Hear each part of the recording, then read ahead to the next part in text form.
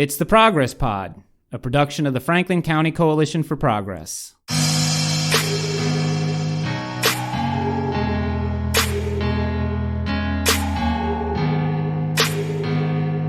Pete Mazzoni. For the first time, Chambersburg will be hosting its own Pride celebration this summer. Pride Franklin County will be held this coming Sunday, August 5th at Wilson College. Hosted by the Franklin County Equality Center and the Franklin County Coalition for Progress, this free, family-friendly event will be held from 11 a.m. to 5 p.m.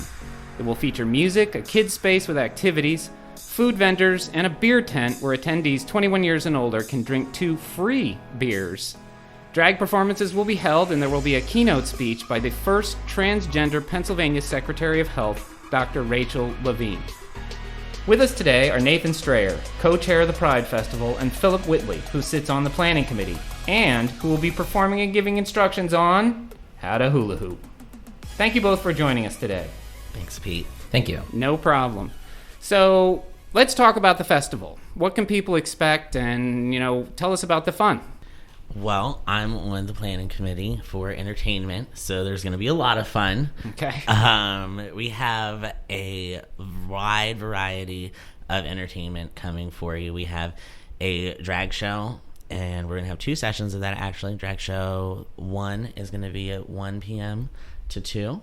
And then they're going to get the crowd ready for me to teach you all how to hula hoop. Okay. And we'll have an hour of that. It's going to be very interactive. If you want to learn how to hula hoop, it's definitely something for you. If your kids want to learn how to, we'll just teach you some basics of it. And then some of my friends and I that maybe are a little bit more advanced in hula hooping will put on a little bit of a show for you at the end. You're going to guarantee us we'll be good hula hoopers by the end? No guarantees, but if it's meant to be, it's meant to be, right? Yeah, there you go. All right, sounds good. Let's talk a little bit about your backgrounds, if we can, for a minute. And we'll start with you, Nathan.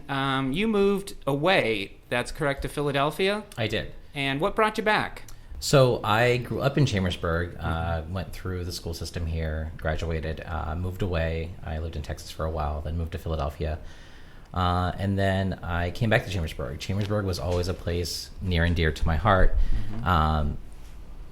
Came back, and it was tough because after living in a city and having the freedoms and not really having to worry about things, it was a little different coming back. What year here. was this that you came back? I came probably about 2010 is when I moved back to the area. So some things had progressed, but it still wasn't quite the city life. So that's been an adjustment. So it's one reason why I was really excited that we're getting something like this going in the area. Yeah. And how do you feel coming back? Do you feel like the town's attitudes have progressed, or where do you feel that the town is regarding the LGBT community? So I feel like the attitude has definitely progressed. I also feel that a lot of it sits on us in the LGBT community, because I feel like a lot of us that were born here or raised here kind of had this stigma that, things were one way. Moving to an area where it wasn't that way, moving back, I realized that a lot of it is because we aren't really putting ourselves out there. We're holding ourselves back. We're basically allowing it to be the way it is. So how do you go about, combating these attitudes, and how do you how do you go about convincing people that, you're just a regular person, that there's nothing there, it's just living your life? Right. So I think that's where pride comes in. Pride's all about celebrating yourself, being comfortable with who you are and putting it out there, not hiding it from people, but living your life as yourself. So that's why I'm very excited that we're doing this Pride Festival, to kind of give encouragement to everyone across different generations to be who you are, be proud of that, live your life. Right. I feel like we talk about it a lot within our own meetings and whatnot, about how it feels so good to be planning something that is kind of for the younger versions of ourselves. Right. We didn't have that, I'm only 29, so I'm only into the beginning stages of my adult life, and the fact that people that are just 15 years younger than me are going to have a way different experience as a gay teenager in Franklin County than I did. For sure. And it's so that's what I feel like we talk about is important with Pride, is we're successful people living here that happen to be gay, and it's not something when you grow up here. I think it's something that you don't see. Right. And I'm very, very excited that a lot of us are getting together and saying, hey, like, come see us. And also, too, like, even just for our parents, like, I think it would be a better environment for, if we could go back in time, it would be a better environment for my parents to know kind of just like, hey, there's this thing going on. And you have this child that you like the signs are there that there is some sort of extra fabulous going on. So I would say that, like, if my parents would have had an outlet or had something that I would have been bugging them to take me to. Right. And just like, but 16-year-old me didn't have that. Like, there was nothing going on. There was nothing that I could have said, hey, I really think this would be good for our family, good for our family's health, just our relationships in general, too, to go somewhere and see other families that are going through, like, raising a gay person in this area or being a teenage gay person in this area. And I feel like that's kind of like what we always come back to when we have, like, positive conversations about what we're doing. I'm so proud of what we're doing for the younger versions of ourselves. Yeah, for sure. They're able to, meet and interact with people rather than, I think, and tell me if this is true, you had to look to the media for role models. Maybe, like, I've heard Ellen's coming out was a big moment for a lot of people. They could say, all right, there's somebody, Right. I used to secretly watch Real World. Yeah, like Real World New Orleans was kind of my, like, secret, like, my mainstream I don't remember media. that one. His name was Danny. Oh, okay. And he was like he was an openly You gay. said that lovingly. Oh yeah, well I hope Danny's doing well. Yes, we need to find out what he's up to. Okay. But I think that it was interesting as, like, a younger person. That was the first gay person I remember seeing on TV, that every week there was something new, and it was just like you just got to see what was going on in his life, and MTV did a good job of kind of just like, this is like a young gay man, and he was a little, like, at that time I feel like he's probably like 6 years older than I was at that time, and that was cool. Like, I didn't know anyone who was a 20-something openly gay person living in a metropolitan area, and it was like I had to see that through TV. That was my only visual of that. And I know another thing, Will and Grace, that was huge for me when I was younger, because it was a show that I could watch and relate to, but my parents were watching it next to me. So it was very nice to see. On a different level, maybe. Yeah, but it was very nice to see them responding to it, and it made me feel accepted without even saying anything to them. So it was a comfort.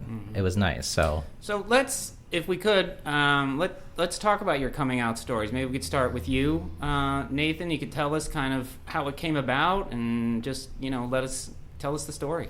So I was in high school here in Chambersburg when I came to terms with everything and realized that I wanted to be myself. I wanted to let people know. I was tired of having a girlfriend and, playing along with what I thought should be. So I sat down with the counselors at the school and the principal, and we had my mom in, and they were there as I told my mom. And she took it very well. Things were great. However, the school, not so much. It was kind of put to me that the school wasn't ready for that. The school wasn't ready? Correct. It was an inconvenience to them. So I ended up, and this is not something I share with a lot of people, but I feel like I'm at a point in my life now where I can be proud of what I have. But so they put me in alternative schooling, which in my time was just not some place that someone like me would go.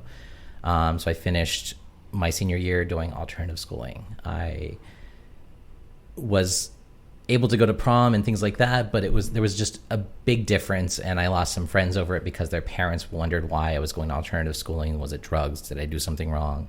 When really it was just me wanting to live my life. So that was a lot of the reason why I wanted to move away from Chambersburg. I wanted to kind of get past all of that. It bothered me for a long time. Now that was a decision at the high school? Yes. I gotta admit, I'm kind of shocked by that. That they would remove you from the entire school. Yes, but they waited until after we finished the fall musical because I was a lead in that, so that was important. Are you? This is almost like fiction. I cannot believe this is very accurate. Wow. So I understand why you wanted to get away. Then I mean that there must have been a sense of rejection there. That absolutely, you're not wanted here. Absolutely, you're causing trouble. Did you find with your friends or other students that there were any issues? No, I mean, there's always going to be someone say something, no matter who you are. But overall, I mean, I had a very large group of friends. I was active in Glee Club and, the plays, all of that stuff. So it was mostly the school. Interesting. So then you graduated and you moved to Philadelphia, went off to college, or? I was taking a year off, thought I was going to go to college, and ended up getting into business and kind of worked my way around the college thing. Sure. Well, it's not a necessity. And then at some point you looked back at Chambersburg and felt something pulling you. Yeah, I mean, it was tough because I moved away and I lived in Texas for a while away from my family. A lot of that was because I wasn't sure how my entire family was going to take things. It was a slow rollout to my family, telling my mom first and then, an aunt and an uncle here and there. So finally, in my early 20s is when I kind of told the entire family. And then I realized, what, they're accepting this. Even the ones that are very religious and I thought would have the biggest problem with it, everyone accepted it. So maybe I want to be closer to my family now. Oh, that's great. So that brought me back to the area. Great. I'm glad it ended well. Philip, want to tell us your story? Sure, absolutely. I was adopted when I was 3 days old. I was kind of a planned adoption.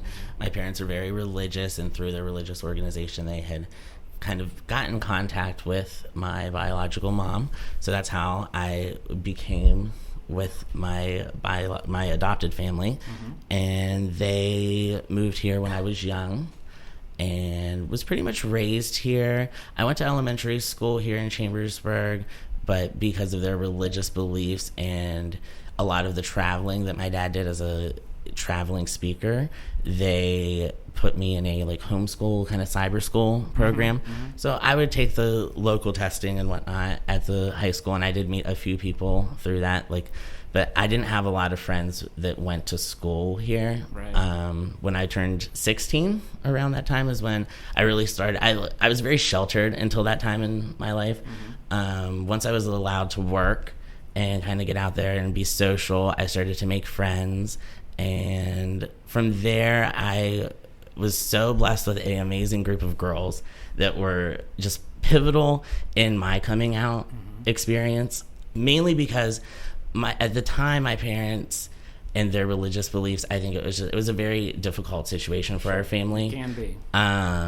So these girls that kind of just rallied around me, and I mean, I met them all when I was kind of 15, 16, right when I first started working. I was dying to work, the day I turned 16. Where'd you go get a job? I got a job at Perkins Bakery here in Chambersburg. Awesome. And I was the host with the most. And I had a lot of pride in that job, and I just met some of, I'm still such good friends with a lot of the girls that I met there.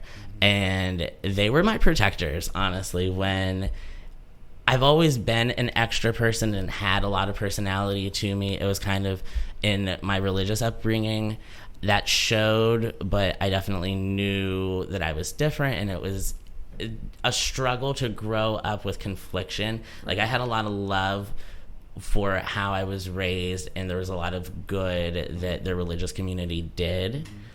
But at the same time, it wasn't accepting of who I knew I was. Right. And I would say by the time that I was 10, I knew that I emotionally didn't have that type of connection that I should be according to the Bible and according to the teachings that I had been raised around. Right. And by the time I started to be social and come out to my friends, that was kind of the start of everything. And I was kind of living two lives. My parents, I feel, also had a ignorance is bliss type of they were approach. in denial. Yes. Oh. And it was my actual it wouldn't even say it was a coming out story, because I was out to a lot of my friends, but my parents, telling my parents was my grandmother had moved in with us because she had Parkinson's, and we were taking care of her, and she had her own little bedroom set up, and I would help my mom every night, just move her around and whatnot with her positions. And earlier in the day, my dad had an altercation with our neighbor about landscaping and a retaining wall. Oh, and it got really, really heated. Yeah. And through that altercation, my neighbor said a few choice words to my dad, and one of them was, am I allowed to curse? Sure. One of them was, "Fuck you and your faggot son." And Charming. that definitely set my dad off. And I wasn't home when that happened, so I didn't know. And my dad was like nowhere to be found. I like came home. I'm like just helping mom get my grandma ready for bed. And she goes, so did you hear what our neighbor said about you? And I said, no. And she brought it to my attention. And I was just, at this time, I think I was 17, almost 18. It was wintertime. January, I turned like 18 that February.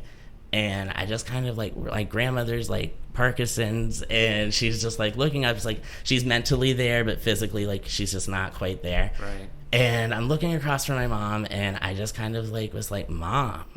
And she said my name, and I just kind of was like, I just felt at that point in time in my life, I had all of these girls that like loved and supported me and were like bringing out who I was as a person. And I didn't want to be held back anymore. Right. And I didn't realize how hard life was going to be without the support of your parents. But I kind of just across the bed with my grandmother there watching was just kind of like, yeah. Like, that's who I am. And just had that moment.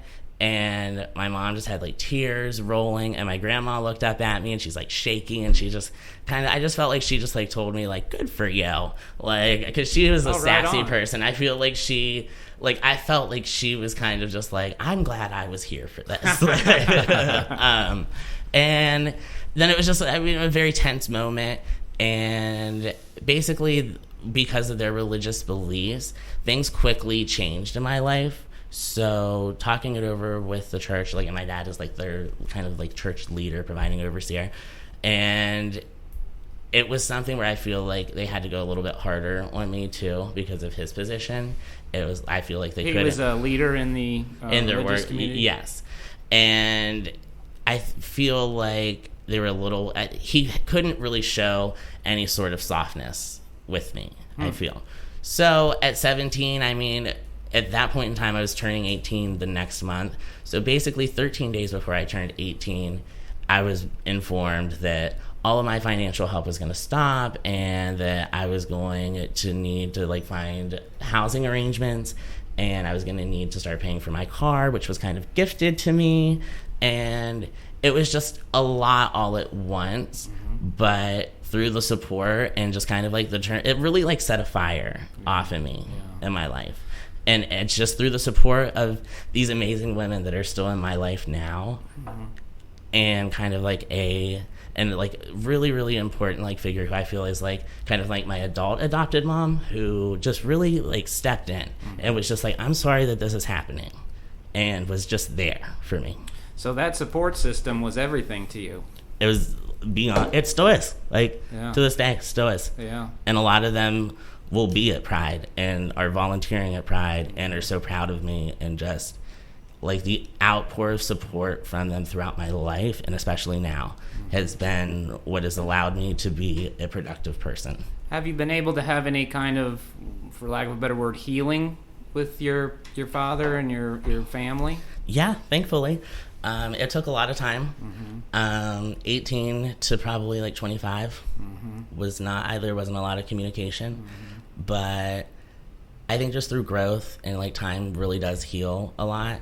I think that we came to a beautiful understanding of just where everyone stands, and they're proud of who I've become as a person. And I tell them all the time too that my religious upbringing is really what has instilled like a sense of volunteering in me still as an adult. I mean, I became involved with the Rotary Club because I like wanted something that I could volunteer with. Oh, cool. And I feel like all of the hard work and volunteering with Pride, you know what I mean? It's funny that I feel like a lot of the drive that I've put into Pride came from my religious upbringing and a lot of the good that they taught me. I had a wonderful like closure moment with my mom where it was just, I kind of felt like I had a lot of anger. Sure, of course. It was very like, and I felt like she just didn't know. There was like lack of communication for years, and she didn't know how to parent and be like the God-fearing woman that she is, and like not risk her spirituality and still be my parent, if you will. And to just have a moment, like I kind of just put it on the table, and it was just kind of like, I felt like you were not my mom for a while. It sounds like she kind of quit being your mom for a while. And to say those words too, I said, I felt like you, like, stopped that because and it was because she didn't know what to do. You know? Sure. And she was caught between a rock and a hard place. And we just had like a very emotional conversation and moment, and we have had a better relationship since then. And it's great. like we can have communication, and she's met my partner. It's grown. It's not a close relationship, and it's one of those things too that I feel like in life sometimes you just have different chapters and relationships for people. Definitely. And I have never even met the people that brought me into this world, created me, you know what I mean, my biological parents. And then I had these amazing parents from birth, basically, to when I just started to become more of myself. And just because of religious conflict, basically, they just didn't know how to handle who I was.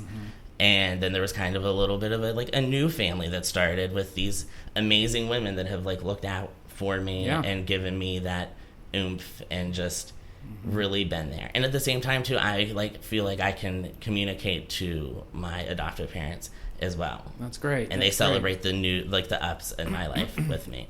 So if you were talking to a younger person today and they were saying, look, I'm feeling like this pivotal moment has arrived, what kind of advice would you give? Take deep breaths and love yourself, and just know that being who you want to be and who you are inside is worth everything. I went from so comfortable, and before my coming out situation, I was so comfortable. I'm an only child. I was spoiled. Right.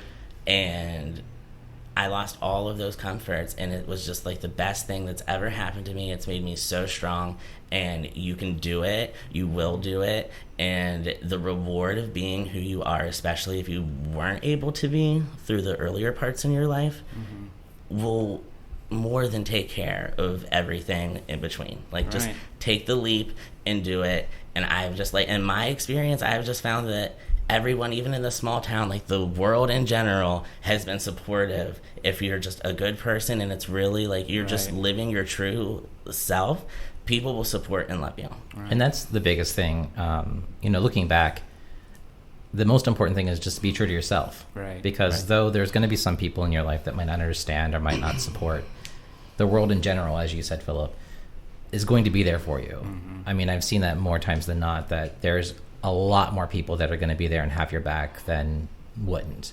It's not always easy, but as long as you're true to yourself, that takes so much off of you. Yeah, and I think some of those people that maybe fall off, that may be for the best. Absolutely. If they can't accept you for who you actually are, then you just have to keep moving forward in life. Absolutely. And I know I've experienced some people fall off, and then in a little bit of time, those are people coming back, begging to get back in, because they realize that there's two sides to this movement, and which side are they going to be on? And now they want back into that life. And they want to be on the right side of history. Exactly. So addressing the religious question, I mean, this is a thorny one. How do you feel like your mother and your father kind of overcame, what they would argue would be religious objections to who you are? I feel like I don't think it was any sort of overcoming. I think it was more coming to an understanding. And coming to learning a way to lovingly communicate to someone who maybe lives a lifestyle that you despise, per se. That's a strong word. I mean, religious people have strong feelings and beliefs. They do. I've always been a little confounded by that, because the New Testament is so full of, love thy neighbor, do unto others, all these positive things. And I feel like sometimes there's this clinging to these individual tiny passages in the Old Testament that, they plant their flag on that hill, and maybe they shouldn't, you know? So, all right, let's move back into talking about the festival. I want to hear about the art of hula hooping. Now, how did you get started in this, and who's better, you or Nathan? Oh, this is totally his thing. I got started with actually one of these amazing women that I was telling you about earlier happens to be a great hula hooper. And I would say about 3 years ago, she had a great little dinner at her house, and I had a few glasses of wine. Oh, boy. And they're professional hula hoops. They're not super expensive, but they're weighted properly, made with love and care. So like pro gear. Yes, they definitely work. I mean, if you do something like golf or like even frisbee golf, a regular frisbee versus something that was made for it, it's definitely going to be a world of difference. Okay. So dinner party, had a glass or two of wine. I see these like awesome hula hoops that she has, and I've seen her do all sorts of amazing tricks and whatnot with them.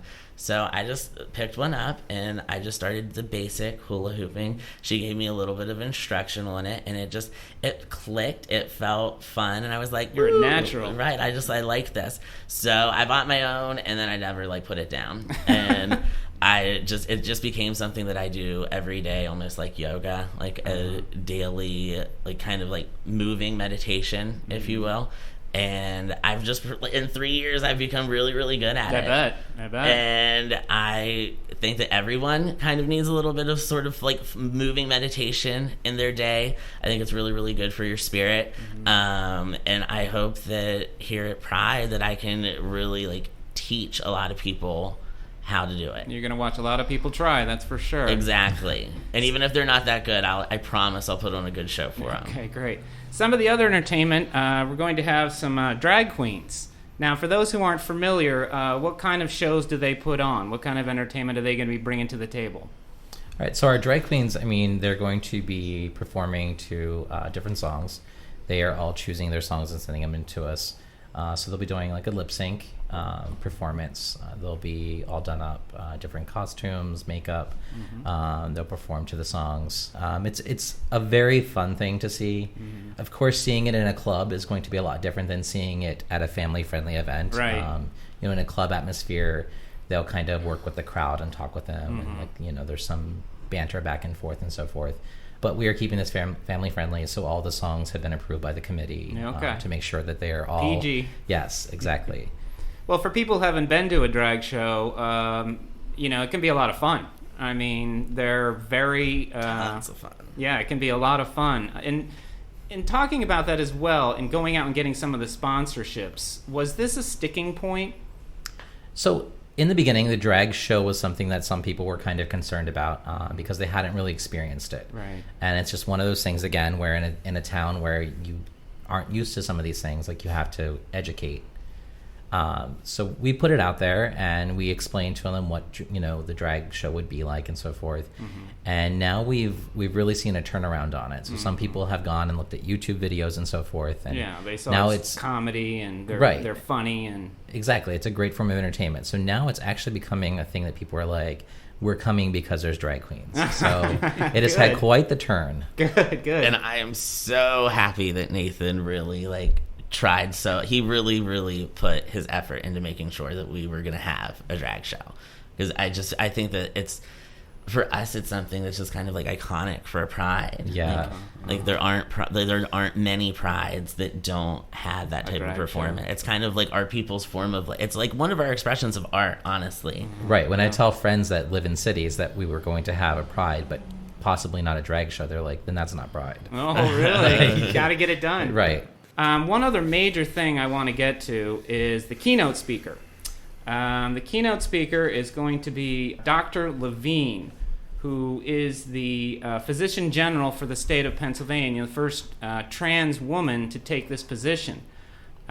She's a very accomplished individual. As physician general, Dr. Levine made significant strides combating the opioid epidemic and advocating on behalf of the LGBTQ population. Among other things, she spearheaded the efforts to establish opioid prescribing guidelines and establish opioid prescribing education for medical students. She's also done work for the LGBTQ community. So that was a real get right there, to have her come speak. Do you have any idea what topic she's going to be addressing? We have not received word exactly what she's going to be speaking about. But going back to what you just said, we were super excited. I imagine. When her office confirmed that she would be coming out to us. One thing that we really wanted to do with Pride is not just have it as a fun event for us to celebrate and have a good time. Right. We also wanted to add some education in there. education for the LGBTQ community as well as our allies. It's just another way of putting someone else out there to say, look, here's someone from this community who is doing great things with their life, who is helping, people all across the state. So it was very important to us to find somebody who, would be a spotlight to show like.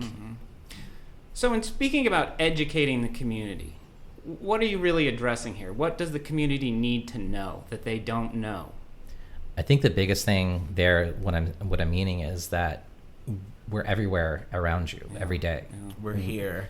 Yeah. We're your doctor, we're your dentist, we're your daycare provider, your teacher, server. I mean, we're in every aspect of your life. There's a person from the LGBTQ community.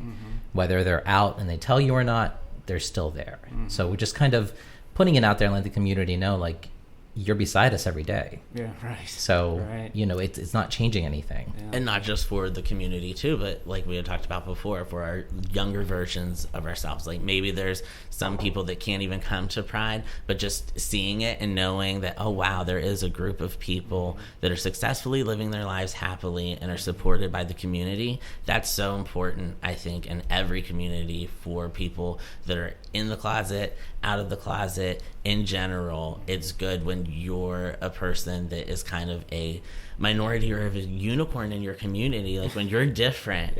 It's so amazing and refreshing to see a group of people that share those differences come together, and then on top of that be supported by our allies. Right. And that was the worst as a teenager coming out. I thought I was the only one. Yeah. I would look around the town and think there's no way anyone else here is gay. Yeah. It's just me. I'm by myself. My God, that must have been frightening. Oh, it was crazy. I mean, I knew that there was people in Harrisburg or DC or Baltimore. Oh, sure, in the big cities, but not here. But not here. I was like, how could that be possible? Yeah, right. So, I mean, it's huge, and like that, back to the education, like showing people there are a lot more people in this area than you would think. Would the correct term be normalizing?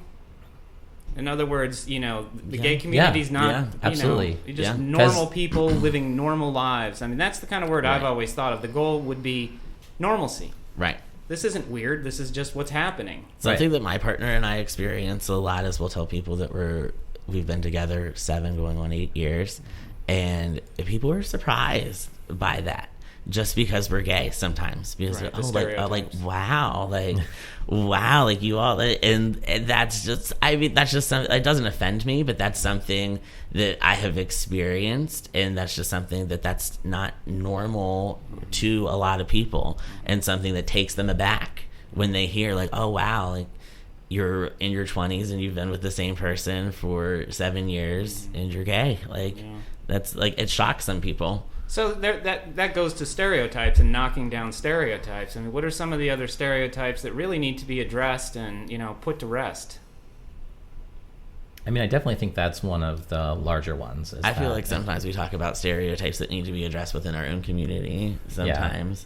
And just our own community being more welcoming sometimes. And I think that that's like great for Pride, because all facets of our community come together for it, where outside of having like events like this, there's not a lot of mingling. Really? With us. I mean, we live in a small town. Yeah. And first off, there's not a lot of us that are out and open, and it's not like we have like a gay bar or anything here to go to yet. And it's sometimes I think that causes a little bit of clickiness and separation within our own community, because we don't have outlets to get to know one another. We don't have outlets to see one another. So a lot of times, sometimes a lot of gay people in our area don't have gay friends or don't know gay people in the area. Or another thing to think about too is like working on the visibility of it. It's not a problem that I would say that I like feel like endangered or anything if we go out as like a group of us. Right. Okay. But I can tell you that like we don't go unnoticed, and that's uncomfortable. You have to pick and choose where you go and show up, I imagine. And not even that we have to pick and choose, but it's just it doesn't matter really where you go. You are going to be noticed if there's more than 4 of you. Right. Like if there's 6 of us that were to go anywhere, it would be noticed within the restaurant. Sure. And that is that's uncomfortable for some people in our community that are gay, or even if they're openly gay.